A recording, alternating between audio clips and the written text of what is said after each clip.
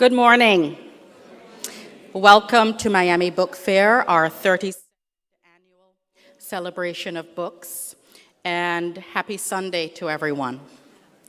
Truly wonderful to have all of you here. Hopefully you've had an opportunity throughout the week and yesterday to enjoy some of the many author sessions, perhaps purchase some books, visit the swamp, and some other of our highlights here at Miami Book Fair. I'd like to give a special greeting to the friends of Miami Book Fair. Let's give them a round of applause, please. We're truly grateful for your support and friendship over the years. And as you may know, this fair just could not take place without the thousands of volunteers, students, faculty, and staff of Miami-Dade College and its 8 campuses throughout Miami-Dade County. So many thanks to Miami-Dade College for being, thank you for the applause, yes. Truly much thanks to Miami-Dade College for being the host and founder of this wonderful event. And it's going to be another wonderful day as we close the book fair later on this evening. And so please, thank you to all of our sponsors as well. Without those sponsors, organizations, individuals, we certainly could not have this spectacular event. Please turn off your cell phones. And without further ado, I'd like you to welcome one of our sponsors, and it's Marilyn Marsh of the Women's Fund of Miami-Dade County, and Ms. Marsh will make the formal introductions of our authors. Thank you. Good morning. Thank you so much for joining us today. I am Marilyn Marsh. I'm from the Women's Fund of Miami-Dade County. The Women's Fund is an organization that has been in Miami for 22 years. We raise money and we give it out to women and girl organizations. In the last 22 years, we've given out $3.7 million to 470 programs. So thank you for many of our donors that support us today. I also wanted to thank BNY Mellon, which was responsible for helping the Women's Fund participate in today's book fair. And now I have the wonderful opportunity to introduce 2 amazing people. And the first one is going to be, that I'm going to tell you a little bit about, is Gail Sheehy. Gail, a world-renowned author, journalist, and popular lecturer, has changed the way millions of women and men around the globe look at their lives. In her 50 years as a writer, she has interviewed thousands of women and men and written 17 books. Her earliest revolutionary book, Passages, which explored the predictable crisis of adult development, was named, listen to this, was named by the Library of Congress as one of the most 10 influential books of our times. That's quite an accomplishment. In later books, including The Silent Passage and Sex and the Seasoned Women, Gail dared to place a spotlight on taboo subjects like menopause and the sexuality of older women. I can relate to that. Gail, one of the original contributors to New York Magazine, has been a contributing editor to Vanity Fair since 1984. She covered national and world leaders, writing about the character and psychology of men like Robert Kennedy, women like Hillary Clinton and Margaret Thatcher, and even Saddam Hussein. In her latest book, Daring, a memoir, Gail focuses the lens on her own passages, chronicling her trials and triumphs as a girl journalist in the 1960s. Her magical love affair with New York Magazine founder Clay Felker, and her rise to become one of the premier political profilers of modern time. Speaking from hard-won experience, Gail has also founded an exciting new online initiative, which you should really check out. It's the Sheehy Daring Project, to encourage women of all ages to dream dangerously, conquer their fears, and act with confidence. Her fascinating, no-holds-barred story is a testament to guts, resilience, smarts, and daring, and offers a bold perspective on all of life's passages. Not only do I get to introduce Gail, but I also have the pleasure of introducing to you today Harold Kushner. He is a Rabbi Laureate at Temple Israel in the Boston suburb of Nantucket, Massachusetts. He's the author of more than a dozen books on coping with life's challenges, including the best-selling When Bad Things Happen to Good People, Conquering Fear and Overcoming Life's Disappointments, and the Book of Job. In his latest book, 9 Essential Things I've Learned About Life, Kushner elicits 9 essential lessons from the sum of his teaching, study, and experience, offering a lifetime worth of spiritual food for thought, pragmatic advice, and inspiration for a more fulfilling life and strength for trying times. So it is my honor to introduce Harold and Gail to present to you today. Thank you.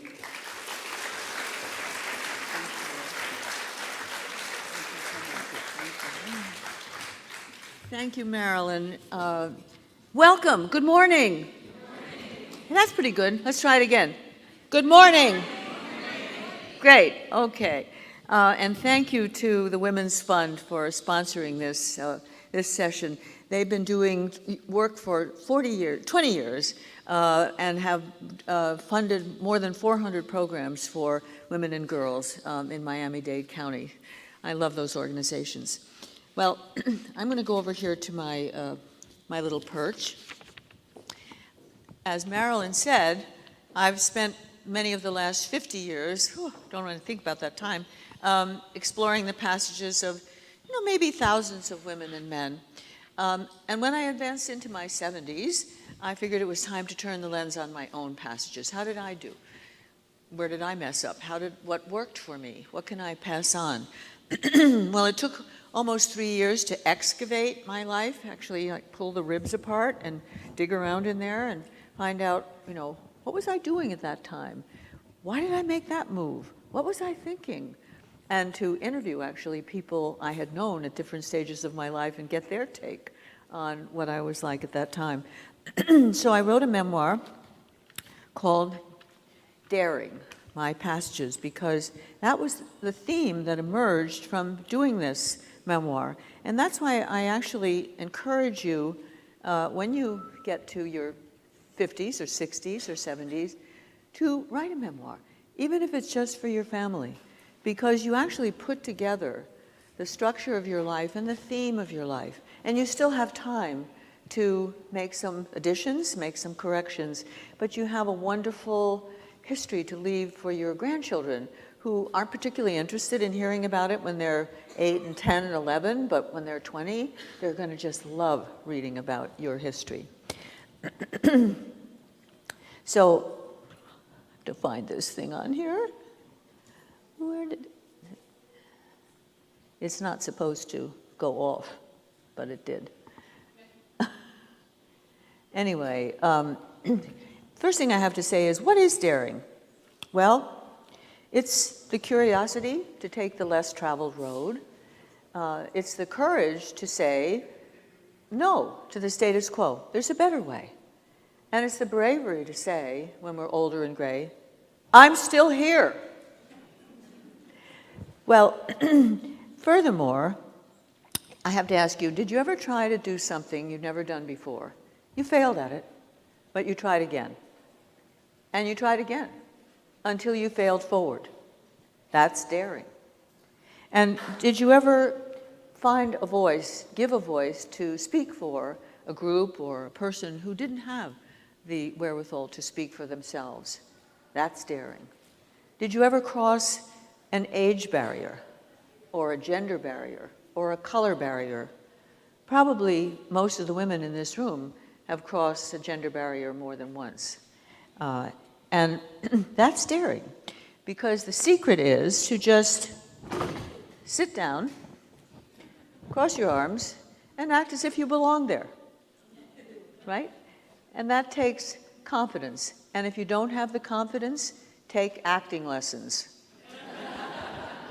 They're very, very helpful. So I'm going to tell a few stories about the daring moments of my life. And I'll have to ask you to suspend disbelief because the first thing I'm going to tell you is about being in my mid-20s. Can we click on to that first slide? Yeah, remember Farrah Fawcett? So I'm in my mid-20s, and I'm sneaking down the back stairs from the 4th floor of the New York Herald Tribune, where I was sequestered in the women's department. That's the only place that women journalists could write in the 60s. And I'm about to take the longest walk of my life across into the testosterone zone, the newsroom where only men wearing ties were able to work. And I'm on a mission. I'm going to pitch a story to the man who's changing journalism in the 1960s, Clay Felker. I could get fired for this. My boss, a woman, would kill me if she knew that I was taking my best story to another editor. But Clay was the boy wonder who was incubating New York Magazine inside the pages of the Herald Tribune at the time. And, you know, girls in the 60s wrote about beauty and baking and being the perfect wife, you know, like background noise. We can move the slide to show what the newsroom looked like. Are you with me? There they are. Okay. Men wrote about the serious issues, but I wondered, why can't a girl write about the things that Tom Wolfe and Jimmy Breslin wrote about? That's another slide. My first exposure to the man who would become my mentor was, and there he is, Clay Felker, was his voice. What do you mean you don't have my reservation? It's Clay Felker. Isn't this the Four Seasons? I want my usual table in the pool room. I'm bringing a senator tonight, and my wife's opening on Broadway. I'm going to pitch a story to this man who knows everybody. I knew I had like 30 seconds to get it out. So I said, well, he said, where did you come from? The estrogen zone? Ha! Well, come on in. What have you got for me? Well, I got my voice and I said, well, it's a story about loser men and guys, and they want to attract beautiful girls to share their beach house on Fire Island and sit on their beach blanket and attract other beautiful girls. And so they're having specimen viewing parties. Did you go to a specimen viewing party? Yes, they rejected me. Great, then write it just like you told it to me. Write it as a scene. We'll call it the Flypaper People. I said, write journalism as a scene? I mean, up till then it had been who, what, when, where, why. I mean, just the facts, ma'am. But this was the beginning of the new journalism, and Clay Felker was daring me to take the leap. Well, I did, but not right away. A year later, Clay Felker was launching New York Magazine as an independent publication. He was having a big party at the Four Seasons. Well, I couldn't go. I mean, my world at that time was the Lower East Side, 4th floor walk-up, 2.5-year-old child, single mother as a result of divorce. So I didn't go to parties at the Four Seasons.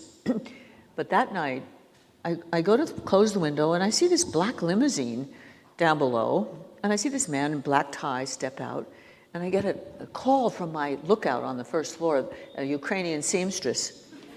A fancy man wants coming up. So, okay? I said, okay. And in barges Clay. And first thing he says is, why weren't you at the Four Seasons tonight for the party? And I said, well, you know, I mean, I don't have a babysitter, and I don't have a gown. And he goes right on. I said, well, what do you know about politics? He said, well, my mother's a natural Irish rebel, bomb thrower from the beginning. My father's a country club Republican, so I know about politics. It's about fighting at the dinner table. Great, then you'll understand Bobby. Bobby who? Bobby Kennedy. I want you to cover his presidential campaign in California and Oregon. Me? I've never written a political story. Well, now's the time to start. I need you to leave in 2 days. But, I mean, I don't, Gail, listen. What do you have to do if you want to make your name as a journalist? Don't write a lot of little stories. No matter how good they are, nobody's going to remember them. What you have to do is grab onto a big idea, something everybody's talking about, but they don't know the why. Well, that was about the best career advice I ever had. So I went off to cover Bobby Kennedy, scared to death. I swallowed my fear.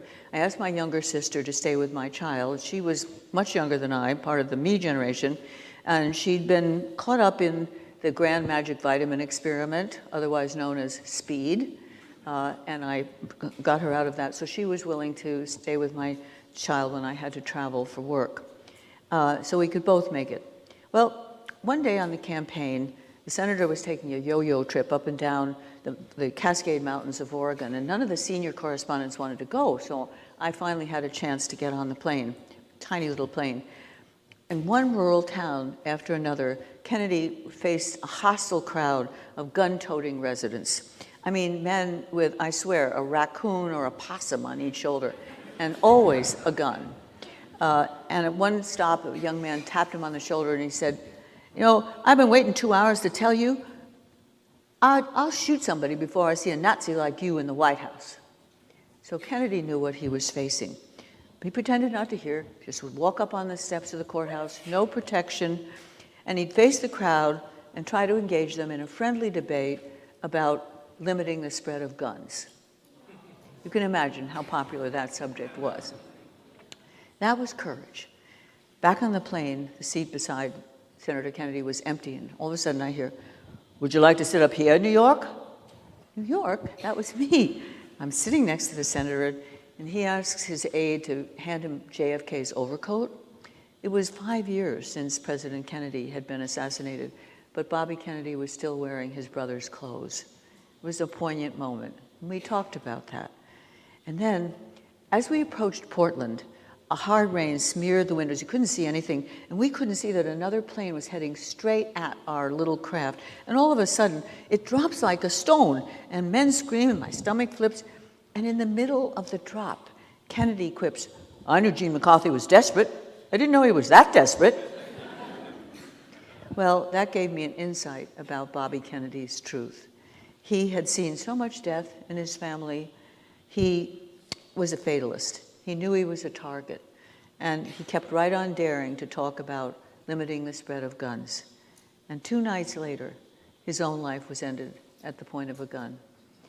And it makes us stop and think about how far we've come today. From the title of my book, you might think I was born fearless, but nothing could be farther from the truth.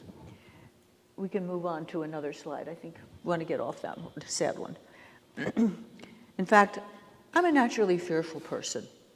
I've even had some panic attacks. So I had to find a way to use my fear to compel me to act. I had to be willing to fail in order to take the risk of trying to do things I'd never done before and learning from them, like following Bobby Kennedy to write about politics. And then I found out on that trip that I could write about the character of politicians rather than the horse race. And I came to understand gradually that issues are today, but character is what was yesterday and will be tomorrow. And those of you who were lucky enough to hear John Meacham yesterday talking about George H.W. Bush heard that story. His character shines right straight through his life. And actually, very interesting, Peggy Noonan also spoke about Ronald Reagan and how people always said, "Oh, I miss his optimism." And she said he wasn't optimistic. He actually was rather pessimistic.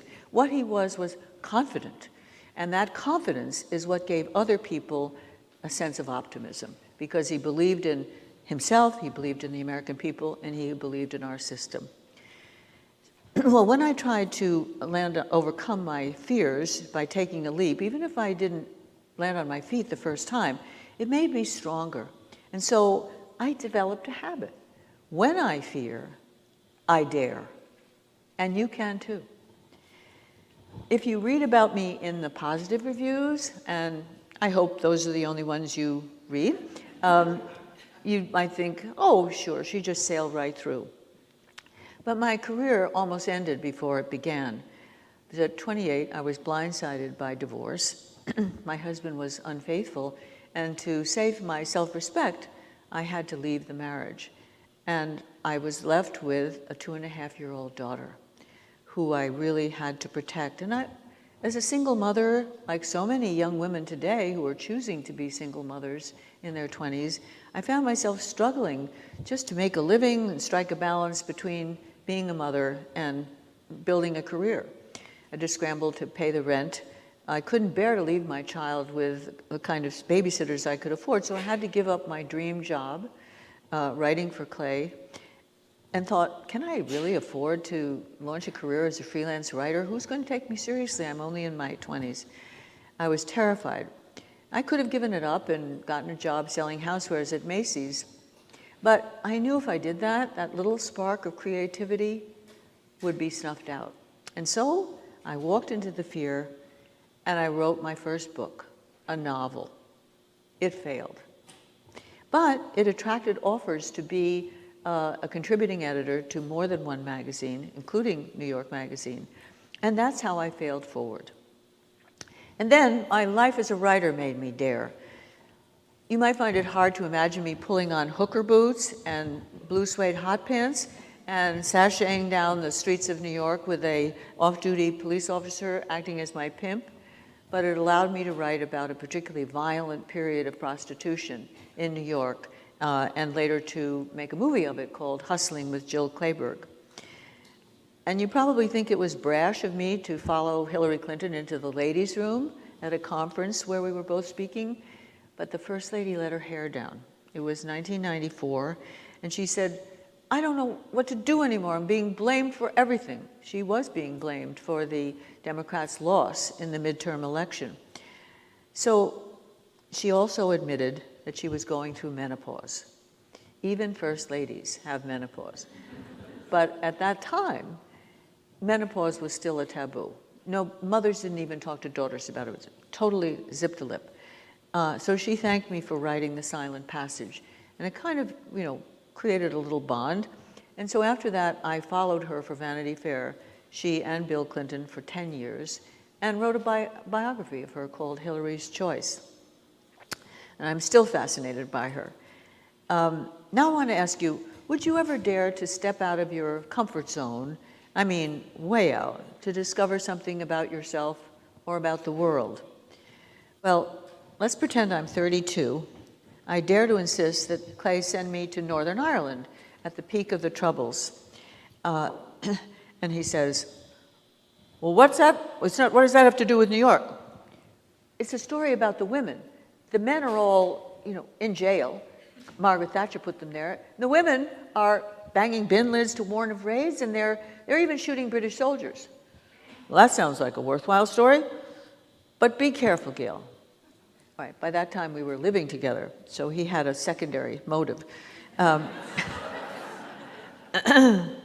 Northern Ireland, Derry, January 20, 1972, Sunday, Bloody Sunday.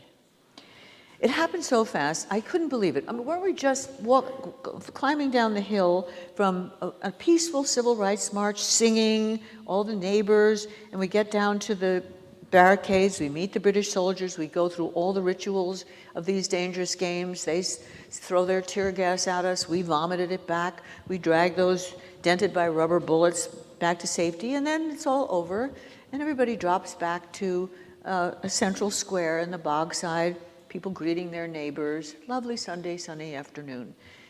But I noticed that there's a ring of tanks around the outside. So I crawl up on the outdoor staircase of a block of flats to get a better view.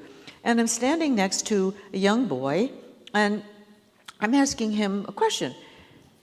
How did the paratroopers fire their gas canisters so far? See them jamming their rifle butts on the ground, and all of a sudden, out of the blue, a bullet flies into his face. And it's a bloody mess, and he drops at my feet, and I bend over him trying to think how I could fix it, because up until that time, I thought everything could be mended, but I didn't even have time to do that, because all of a sudden, there was crossfire, and a man behind me shouts, get down, crossfire.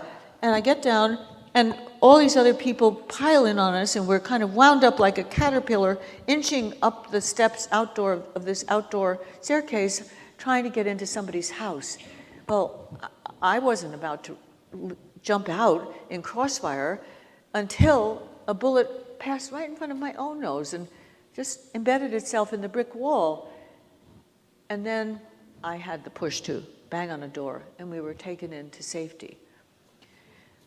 Well, it took about an hour, and finally, it was over, went down, and an IRA commander came over, apologizes for confiscating my film. I said, but I'm not giving up my tape recorder. And he said, good lass. Was it running the whole time? We'll use it. And they used it later in court. Well, he directed me to a payphone, and I called Clay, the one person I thought would be able to save me from my fears. How's the story coming? 13 people were just slaughtered here. Hold on a minute, I'm watching it on CBS News now. He's sitting in bed in New York, perfectly safe. I said, they're calling it Bloody Sunday. Now, look, sweetheart, you don't have to be in the front lines. You know, just stay with the women, stay safe. Could have killed him. But how would he know what was really happening? He couldn't make my fear go away. Nobody can at your first confrontation with mortality. And a powerful idea took hold. No one is with me. No one can keep me safe. There is no one who will never leave me alone. Well, back home, it took me 6 months before the trauma caught up with me. And some intruder shook me by the psyche and shouted, take stock. What about the part of you that wants a second child and a real marriage? And before I could even think about that, the intruder would ask, well, what about the side of you that wants to contribute to the world? What have you done? Just magazine articles? Is that enough? Half your life has already been spent. Well, to be confronted for the first time by the arithmetic of life was quite terrifying. It happens to all of us at some point. It was rather early for me. It was what I would call a premature midlife crisis, but we didn't have those terms at that time. So when I read over the transcripts of the interviews for a book that I was working on about couples crises, I was focusing on the women and men between their mid-30s and mid-40s, and I was reading evidence of disequilibrium, discontent with the path that they'd been on, a feeling of time running out, urgency. But none of them had had an exterior trauma like mine. It was coming from inside. And some of them made leaps of creativity in that transition. Someone wondered if they were going crazy. And the trigger seemed to be always the first awareness of one's mortality. That was an aha moment. And I began to see there were other turning points in adult life, some of which are predictable. Going through a passage requires living through a period of disequilibrium while you work at changing yourself. So I began writing this book, took me 3 years, and when I delivered the manuscript, the publisher invited me to lunch at the Four Seasons. Finally got there. He raised the question I had been avoiding for months. We have to know the title. So I closed my eyes and this word popped into my mind and I said, passages. He said, oh no, they'll think it means excerpts. I said, not when they read the book. And I had to fight for that title right to the end. And I'm glad I did because it entered into the language and it gave us a way to explain something that is common to all of us. Well, in 1984, I finally dared to marry Clay. And, people always say, well, what took you so long? I mean, 17 years, a 17-year-long one-night stand? And I try to explain, and I'd say, well, it was because, you'd have to read the book to find out. I had to write the book to find out. But Clay and I took a prenuptial trip to Asia, and we were sitting on the veranda of the Oriental Hotel in Bangkok, enjoying the leisure to watch the flowers and barges drifting down the Klang, when I noticed when Clay noticed that I looked sad. Well, my daughter was going off to college that fall, and we'd really never had a home family life all together. So Clay looked up from reading the newspaper, and he said, maybe there's a child for you here. What? I'd never considered adoption, much less foreign adoption. But Clay told me about orphaned Cambodian children who were stuck in refugee camps in Thailand, that escaped the Khmer Rouge genocide. They couldn't go back because the Vietnamese communists now held their country. And the Reagan administration had shut down the pipeline to America. So within an hour, I said to Clay, we have to go to that refugee camp. He said, on our last romantic day? I said, well, you started it. So we took a bus 5 hours to the border, but we couldn't see children because there had been kidnapping. So back at JFK, I called the editor of the New York Times Magazine and said, I'd like to do a story on the refugees America forgot. He said, Cambodia, that's an expensive trip. He said, well, I'll pay half. I think we need to do this story. Well, there I met a young girl. After I have my journalist hat on now, I meet 6 different children from different backgrounds. The last one had to cancel, and I was asked if I would entertain this other young girl. And I had seen her, I'd seen somebody's eyes darting behind the bamboo fences as I went through the camp, and there she was.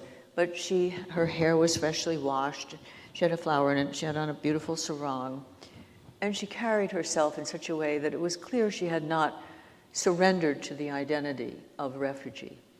So we sat down and our eyes locked, and we never took our eyes off each other. And I asked her this absurd question that nobody had time to ask a refugee. I said, did you ever know a happy time?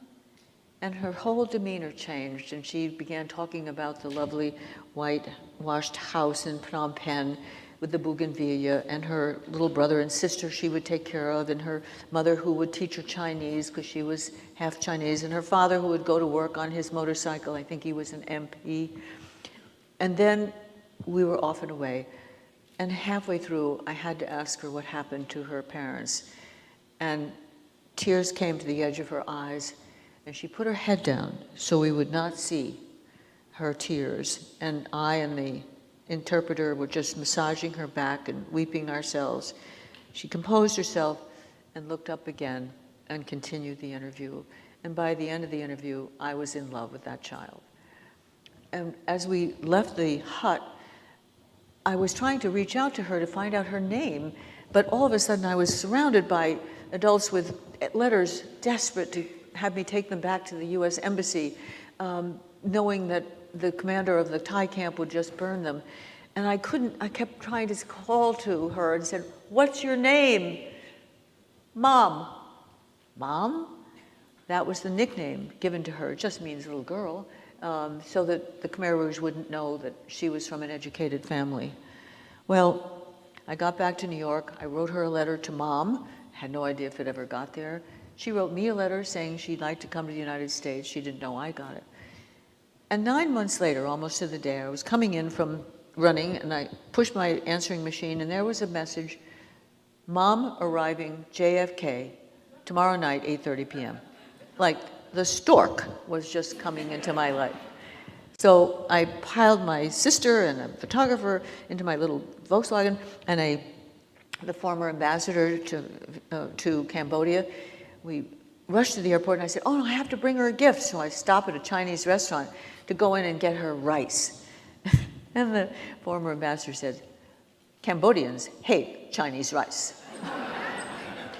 First mistake. Well, anyway, get to the airport, and this little girl comes off, 12 years old, tiny little limbs, holding a little plastic bag with her worldly possessions, and at the bottom of it, a little red plastic suit case with my letter in it, all folded up. So we linked arms, and we began walking out, and our strides exactly matched, and I knew we were going to make it. And within 3 months, Mom, I put an H in her name so we didn't have the same name, and called her Mom. Mom was dictating to me in English stories for her 7th grade creative writing class, and went on to Wellesley. So everything began to come together. After Mom came into my life, Clay and I got married. We moved into his apartment. Maura was my other daughter, they were both my bridesmaids. And that same year, Tina Brown asked me to write political character portraits for Vanity Fair. And I wrote about, starting with Gary Hart and Al Gore and both Presidents Bush and President Clinton, President Carter, all the way up to Obama. But my biggest thrill was to write about Prime Minister Margaret Thatcher. You can imagine that I wasn't thrilled with her as the person who used the British Army to put the lid on Irish Catholics, but she was also such a daring leader, and I wanted to know what was her secret. She looked even 20 years younger than when she first took office, and now she was at the 10th year, the apex of her rule, and she looked younger than ever. I found out she surrounded herself with star boys. They all looked like 1930s American matinee idols. And some of them told me, well, we find Mrs. T sexually attractive in a rather packaged way. What? Margaret Thatcher, sexy? My friends laughed. The Soviet press called her the Iron Lady. And I discovered she relied on a mysterious Indian woman who called herself Madame Veronique. And she had a salon in the outskirts of London. And some of her clients were Pamela Harriman, a couple of women in the royal family. I had to take on a false persona to gain access to her inner sanctum. And she directed me to disrobe and climb the step stool to the top of her electrical bathtub. Electrical bathtub. She's at one end manipulating the ions. And I'm standing there shivering with fear. I've gone to great lengths to get a story, but I'm thinking maybe electrocution is going a little too far. But I allow myself to be parboiled for the next hour, and I learn about the romantic attraction between Margaret Thatcher and Mikhail Gorbachev. Well, I was able to interview her after 53 interviews around her, and she said, in fact, she was the first Western leader to spot Gorbachev as a radically different kind of Soviet, and as likely to be the next premier once Andropov finally dropped off. So she invited him to London, and he was only a provincial party boss, and she sat up half the night with him at Checkers, ignoring their food, throwing back vodkas and whiskeys. And Maggie had already given her heart to Ronnie, our American president, but Misha, she told me, was a great communicator. She said, I found it so easy to discuss and debate with President Gorbachev in a very animated way, neither of us giving an inch. Well, Gorbachev insisted that Russians were European. Nonsense. Thatcher arrived. Thatcher argued, you'll never be accepted by Europe until you lift the Iron Curtain. It's archaic. And Gorbachev asked her to explain how Great Britain had let go of her colonies and still maintained the status of a world power. Thatcher knew now she had her hooks into him, and she announced to the world, I like Mr. Gorbachev. We can do business together. And they did. She was able to go back to Ronald Reagan, Ronnie, and tell him that Gorbachev was prepared to let go of Eastern Europe peacefully. And that was what allowed Reagan to go to the Berlin Wall and say, Mr. Gorbachev, tear down that wall. So it was actually Margaret Thatcher who became the catalyst between the men who ran the world's two superpowers. And the result was no less than the end of the Cold War. And finally, Mrs. Thatcher's baths earned her a new sobriquet, and it was announced on the floor of the House of Commons. She was called the Iron Lady. I'll stop there and bow to Rabbi Kushner. Thank you.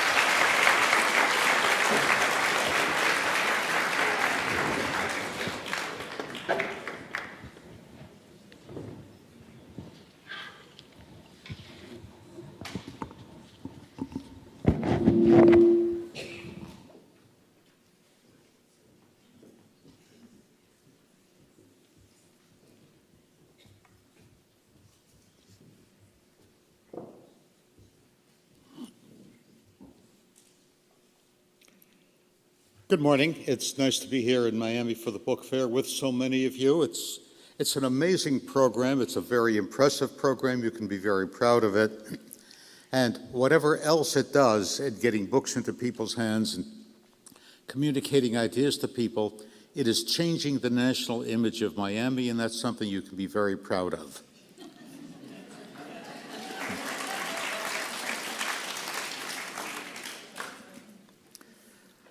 Our family lived for some years in Miami. One of our grandchildren was born here, and it's always a very special pleasure to come back, especially to connect with Books and Books and the enterprise that has grown so exponentially. This is an exciting program to be with. Let me tell you a little bit about my new book, and I think the place to start would be with the title, 9 Essential Things I've Learned About Life. Why 9? I don't know, it just sounded right. I didn't want to write another 10 best title. 8 sounded too few and 11 sounded too many, so I ended up with 9. And what do these 9 ideas have in common? They all represent aspects of people's spiritual and personal lives for which the rules changed while my back was turned. I entered rabbinical school in 1955 at the age of 20. Having grown up in an atmosphere, a religious atmosphere that I would describe as command and obey. Religion, it was true for Jews, it was true for Christians. Religion consisted of, this is what God wants you to do. To be a good person, you do it, period, end of conversation. And the clergyman's job is to tell you what you were supposed to do. Went to rabbinical school for 5 years. My professors all held on to that same attitude. It wasn't their fault. Several of them were born in the 19th century. Came out, went into the Army as a chaplain for 2 years, where the system of command and obey was not exactly unknown. And then I went into my first congregation, and I said, this is what you have to do this Sabbath. And they said, that's interesting, I'll think about it. And I discovered the essential truth of being a clergyman, rabbi or minister in the late 20th and early 21st century was that the religious agenda will be set not by tradition's answers, but by congregants' questions. My sermons, my teachings would be meaningless unless they were cast as an answer to a question that people were living with. And one of the primary questions that people brought to me, one that my wife and I were forced to confront early in our marriage, was why does life treat some people unfairly? You know our story. If you read my previous books, we had a child whom we loved desperately who was born with an incurable disease, one of the rarest diseases in the world. He looked strange for the entire 14 years of his life, and he died the day after his 14th birthday. When people would ask us, how do you as a man of God accept that this could happen to your family, to your child? I was stumped for a while, and the answer came up with is that God didn't send this affliction. God is sending us the strength to deal with this affliction. Had someone said to my wife and me on New Year's Day 1963, before this year is out, you will have a child with the following problems, and this is what it'll mean to your life, and this is what it'll mean to your marriage, and this is what it'll mean to your family. Can you handle it?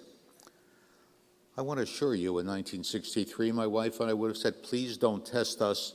That's more than anybody should be asked to bear. But, as happens to so many people, as I would guess has happened to every one of you at one point or another in your lives, Aaron came into our life without our permission being asked first. And from some source, which I can only identify as the Spirit of God, we found within ourselves strengths we did not have, strengths we did not think we were capable of, to be able to raise him and love him and ultimately lose him and grieve for him. And that's where I learned the enduring truth that has been the cornerstone of my faith and my rabbinic activity. God does not send the problem. God sends the strength to cope with the problem. I remember the day we got a call at the temple office. There had been a death in the congregation. A young man, a young husband and father with a young family had dropped dead suddenly. I hustled down to the house, tried to bring some comfort to the widow, and she says to me in tears, Rabbi, why would God do this to such a good person? And I thought, okay, that's something I'm an expert on. I'll try and explain it to her. And I give her my theological answers, and it doesn't help. She's still crying and still crying, why was God doing this to us? And then I understood that when a person in her situation says, why did God let this happen?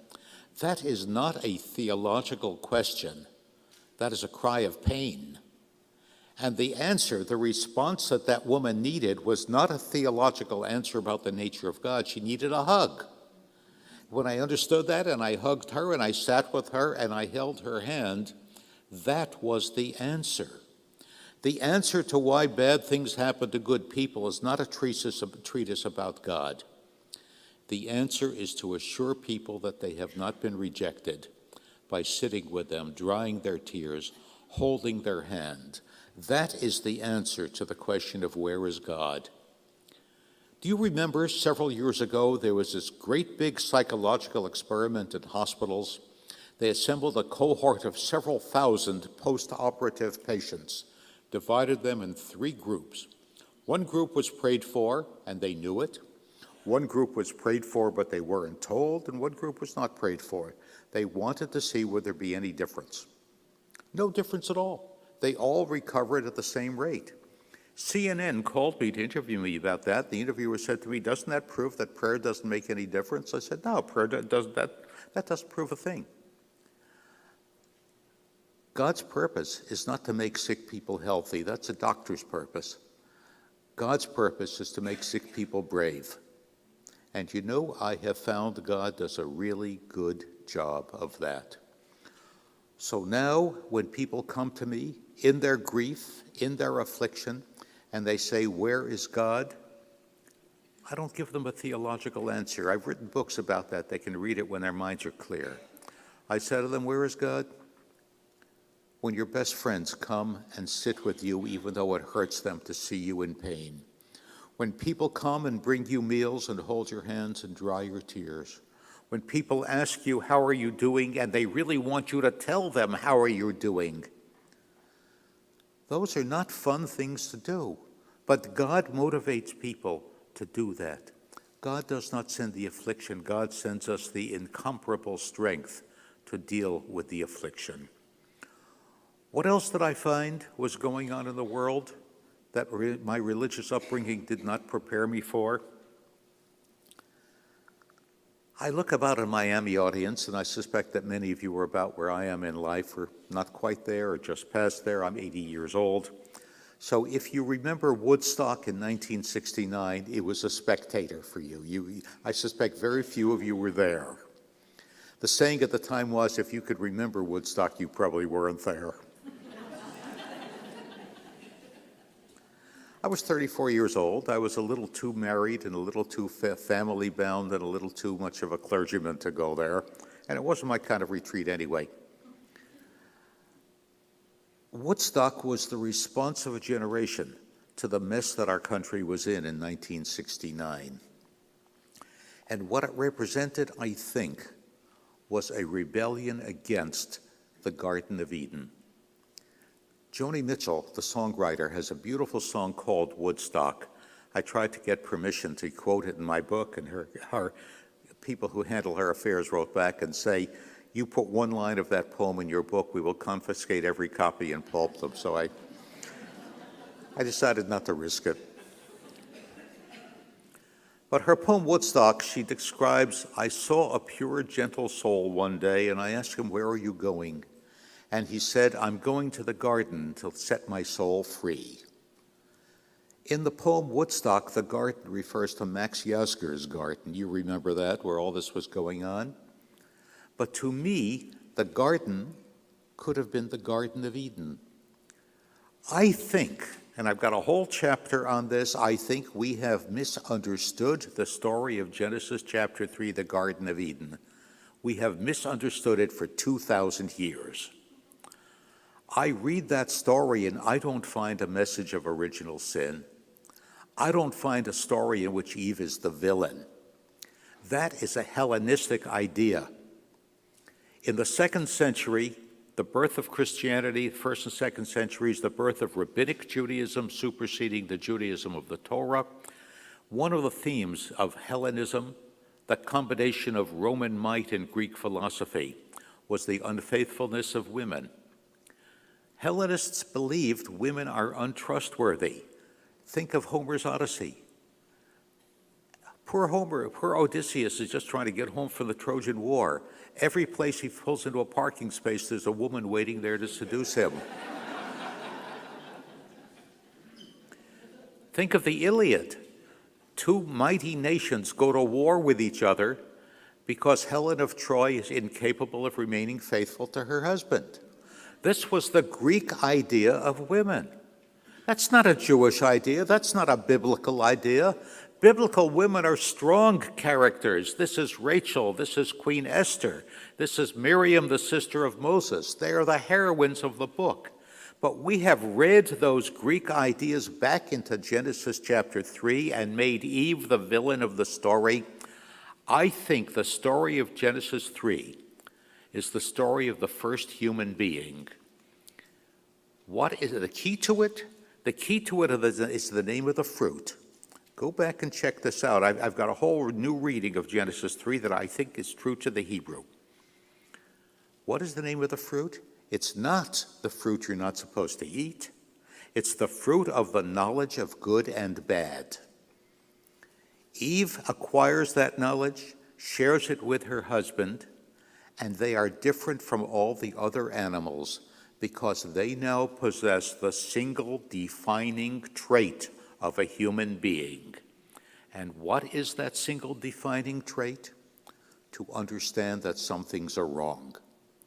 No other living creature can understand that. Your pet dog can understand that there's some things he'll be punished for.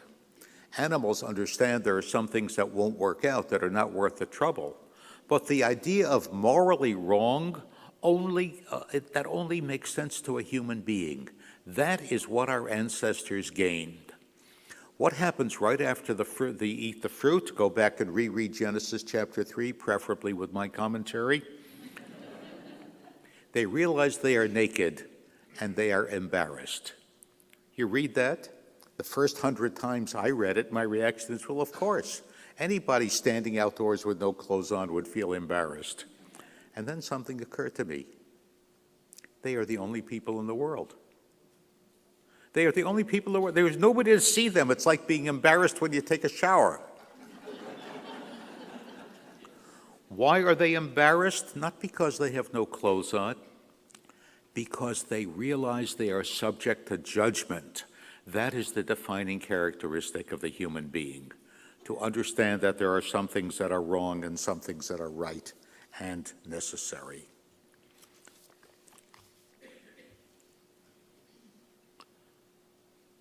Got a whole chapter here about the nature of God as I have come to understand God. That God is not an old man who lives in the sky. I remember the 15-year-old boy who came to me early on in my tenure as a rabbi and said to me, "Rabbi, I can't believe in God anymore." Okay, by now I have learned not to argue with 15-year-old boys like that. Not to tell him he's wrong, but to say to him, "Tell me about the God you don't believe in." And he said, "There are things I really, really wanted, and I prayed so hard for them. And I told God all the good things I've done. And I promised God all the things I intend to do if he would give me this, and I never got it. How can I believe in God?" I said to him, "This God you believe in who doesn't answer your prayers, he doesn't happen to live at the North Pole, does he?"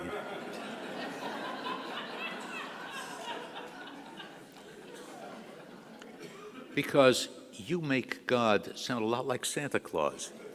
"Dear Santa, I've been a good boy or girl. This is what I want. Could you please send it to me?"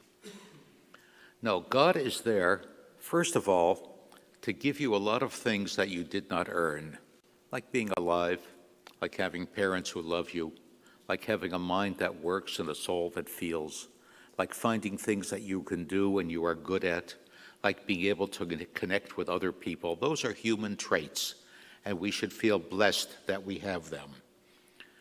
God is there so that when bad things happen to you, he will renew your spirit so that you can go out and do the things that you intend to do. Some years back, I was commissioned by the conservative movement in Judaism to write a commentary on the Torah. I was given a committee to guide me to make sure it met the standards of conservative Judaism, and at the first meeting, it was a committee of 3 men and 3 women. One of the women said, "It's important that we don't refer to God as he." And I said, I don't know if I can do that. I'm not going to write a sentence like, in this passage, God tells us that that is God's will, that God does the following for God's creed. That's not English. They said, "You're not going to refer to God as he if you want us to sign off on this." I said it can't be done. Turns out it can be done. Just work a little bit harder at it. The God I believe in, the God I embody, the God I find in the Bible, is a God who is both male and female. On some pages, he is a father God, chastising, warning, punishing, withholding. On some pages, he is a mother God, and on some pages, God is a mother God, forgiving and nourishing and creating life. And God embraces all the good things, all the useful things in the world. I raise the question here, is it ever permissible to be angry at God? And I tell a true story. Happened to a family who lives not very far from where we are today. The Jewish camp, Camp Ramah in Clayton, Georgia, where our grandchildren would spend their summers, draws a lot of its campers from Florida.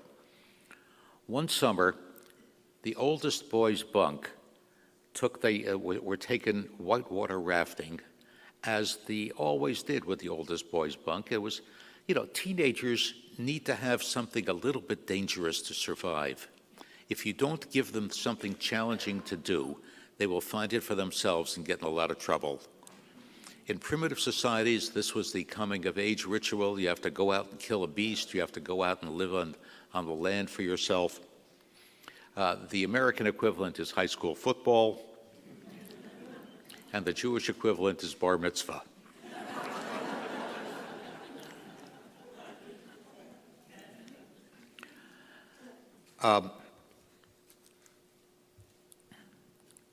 Why did I get off on that tangent? Oh, yes, I was telling you about the whitewater rafting. This one day, nothing bad had ever happened. They were excited, they were scared, and they were safe. This day, one of the nicest boys in the oldest boy's bunk got out to help another camper who was a little bit scared about stepping into the water. An unexpectedly strong current swept him away, wedged him under a rock. They couldn't get him loose, and he drowned. The director of the camp, who had known me from other visits, called me up and said, "We're having a crisis here. Could you come down and talk to the campers? They're just in shock."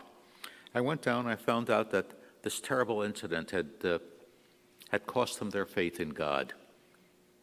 And I said, "Okay, I'm here to help you come up with an idea of God that you can believe in, even when things like this happen to somebody you know." I asked them to take out their Bibles, turn to the first chapter of the book of Deuteronomy, where Moses gets angry at God. I'd read that, 50, 100 times in my life. I figure, yeah, it makes sense. Both he's an old man, he's had a hard life, he's getting a little cranky. Old people are like that. And then I heard a lecture by a wonderful Anglo-British, Anglo-Jewish scholar by the name of Viva Zornberg. If you have the opportunity to hear or read something she wrote, she is beyond brilliant. She raises the question of, why is Moses getting angry at God? Answer: to give the Israelite people permission to get angry at God. And they immediately do. On the very next page of the book of Deuteronomy, the Israelites say, "God hates us.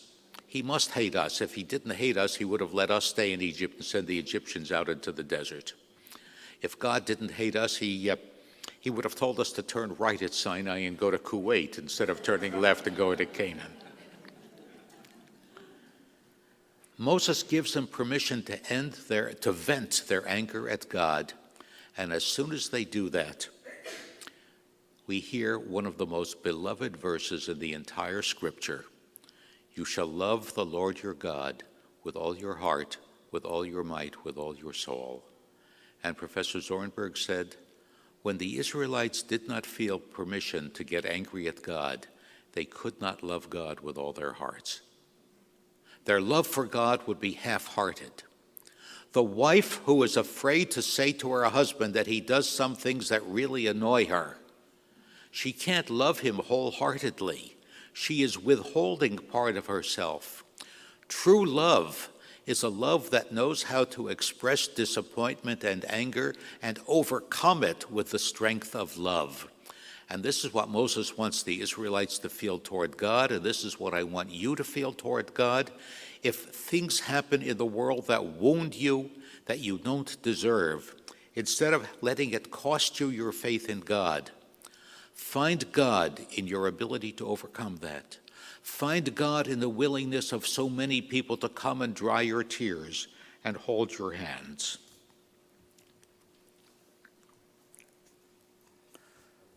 I've got a chapter in the book about forgiveness. I recommend it to you. I won't take the time now, but that essentially forgiveness is not a way of letting go your anger at the person who hurt you. It's not for his benefit.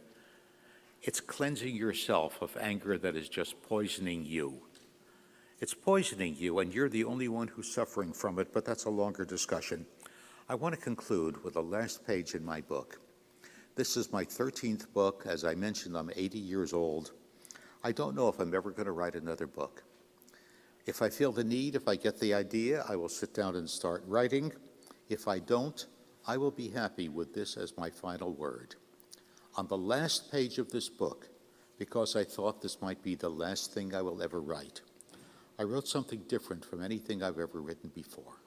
I call it a love letter to a world that may or may not deserve it. And I hope when you read my book, you will spend a moment lingering over this. And if you are moved to write a similar letter to the world based on your own life experiences, even if you're never going to see it in print, I would recommend it. It's a very therapeutic exercise. Here's what it sounds like. Dear world, we've been through a lot together over the past 8 decades, you and I. Marriages, births, deaths, fulfillment and disappointment, war and peace, good times and hard times. There were days when you were more generous to me than I could possibly have deserved. And there were days when you cheated me out of things I felt entitled to. There were days when you looked so achingly beautiful that I could hardly believe you were mine, and days when you broke my heart and reduced me to tears. But with it all, I choose to love you, world. I love you whether you deserve it or not, and how does one measure that? I love you in part because you're the only world I have. I love you because I like who I am better when I do. But mostly, I love you because loving you makes it easier for me to be grateful for today and hopeful about tomorrow. Love can do that. Faithfully yours, Harold Kushner. Thank you very much.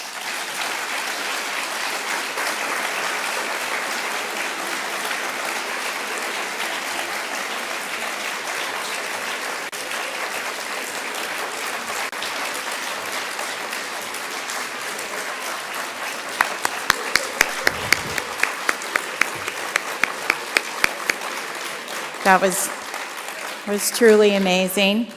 I don't know if we have time for questions. We do? Okay. Anyone have a question? No questions? Oh, we do have one lady. I don't have a question. Is this on? I just have a comment for Rabbi Kushner, is that when my little girl died of brain cancer in 1986, her name was Alexa Provo, and she was 7.5 years old. And I heard a lot of things from people and read a lot of things, and nothing made sense to me. In fact, many of the things that I read and heard angered me and made the pain deeper and more intense until I read your book. And your book was the beginning of my healing and being able to help other people through child loss. And I never thought I would have the opportunity to thank you for helping me put my life together. And I'm very grateful. Thank you.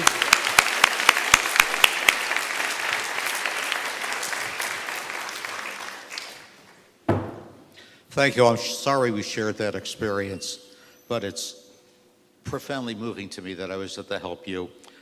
I do hear that quite a bit, and it never fails to move me. I firmly believe this is what I was put here on earth to do. I do not believe that God sent Aaron into our lives so that I would change my theology and write a book that would help people. If I ever believed that, I would stop believing in God. It's not worth a human life.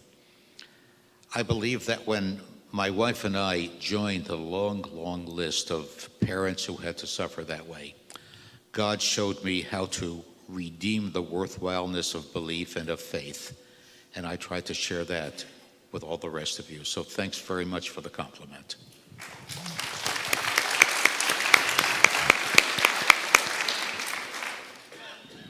Thank you both for coming. Both of your lectures reminded me of Christopher Hitchens' autobiography, Hitch 22. I believe he was in his early 20s when he had an encounter with Prime Minister Thatcher, and he made a comment that was sexual in nature, and his version of the event was that she winked at him and said, "You're a very naughty boy and you need to be spanked." Thatcher said to Hitchens after he made a somewhat sexual comment about her, maybe saying something that he thought, just like the men in their early 30s that she worked with, that she had a sexual aura about her. He commented, he said something similar, and his version of what took place was that she winked at him and said to him that he's a naughty boy and that he needs to be spanked. That's in his autobiography. I brought him up because he reminded me both of, a little bit of both of your lectures reminded me about his story. And he, of course, was a literary journalist before he became known for his militant atheism. And he believes that God is a fictional character, and that as such, the Bible, the Torah, etc., ought to be categorized as literature. I was wondering what your thoughts are on that. And also, with Rabbi Kushner, he later found out, later in life, that he was actually Jewish, with the name like Christopher Hitchens. His mother was a quote-unquote closeted Jewish woman. And two of the four horsemen of the apocalypse are Jewish, militant atheists. So I'm wondering, what is it in what's taking place in perhaps their upbringing or their religious experience that's causing quite a few of the leaders of the atheist movement to be Jewish? Yeah, I debated Christopher Hitchens once at a Jewish community center in Hartford, Connecticut, and I took full advantage of being the home court.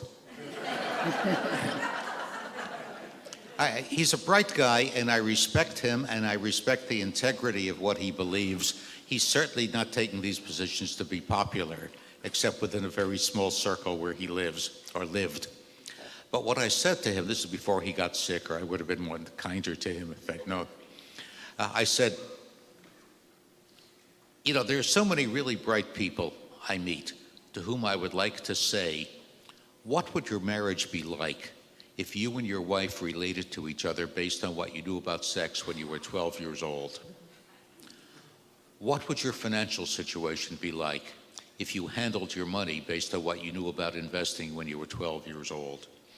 So why is it when it comes to some of the most profound questions about life, about integrity, about purpose, about forgiveness, why then are so many bright people content with what they learned before they were 12 years old and never had to learn anything beyond that?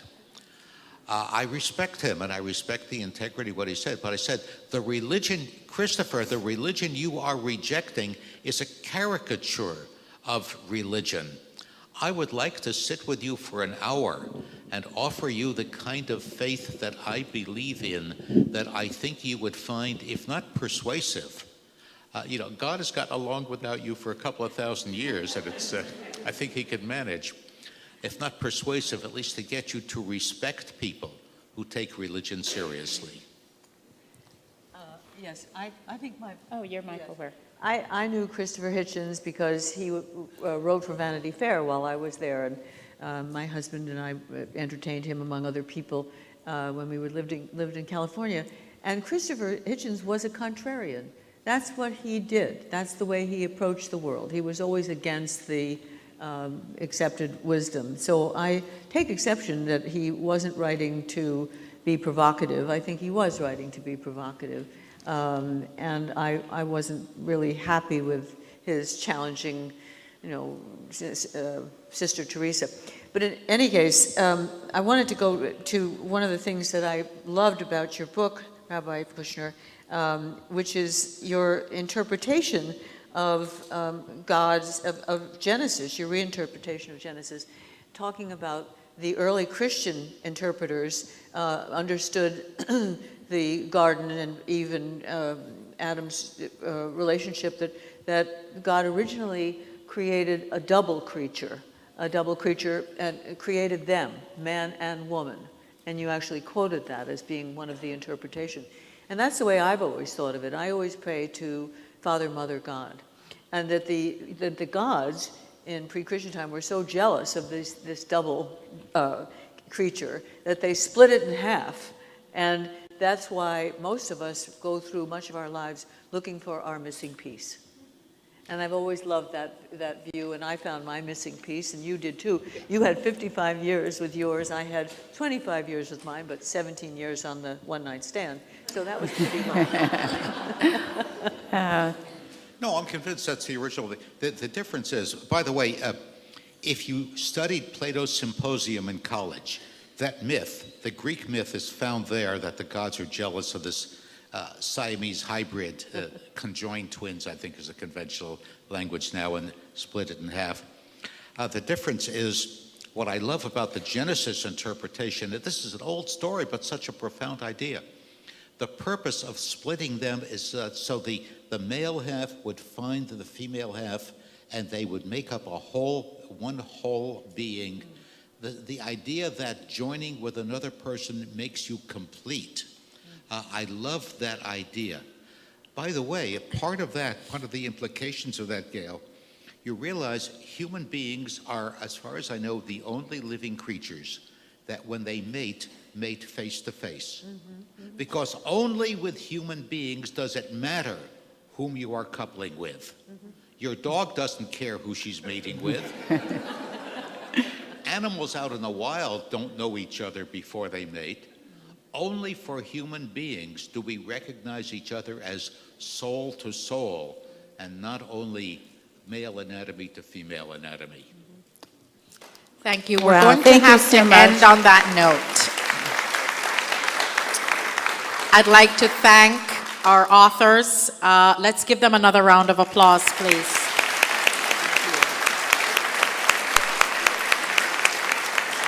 And thank you very much to the Women's Fund.